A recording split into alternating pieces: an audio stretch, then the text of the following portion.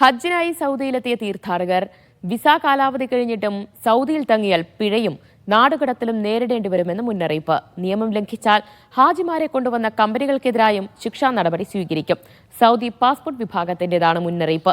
നിലവിൽ ഹാജിമാർ ഹജ്ജ് കർമ്മങ്ങൾ പൂർത്തിയാക്കി സ്വദേശത്തേക്ക് മടങ്ങി തുടങ്ങിയിട്ടുണ്ട്. ഹജ്ജ് വിസയിൽ രാജ്യത്തെത്തിയവർക്കാണ് മുന്നറിയിപ്പ്. വിസ കാലാവധി അവസാനിക്കുന്നതിന് മുൻപായി രാജ്യം വിടണമെന്നാണ് നിർദ്ദേശം.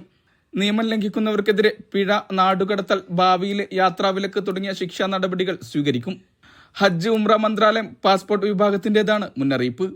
കാലാവധി കഴിഞ്ഞിട്ടും രാജ്യത്ത് തുടരുക, അനധികൃത പ്രവൃത്തികളിൽ ഏർപ്പെടുക, ജോലികളിൽ പ്രവേശിക്കുക തുടങ്ങിയവർക്കെതിരെയാണ് നടപടി.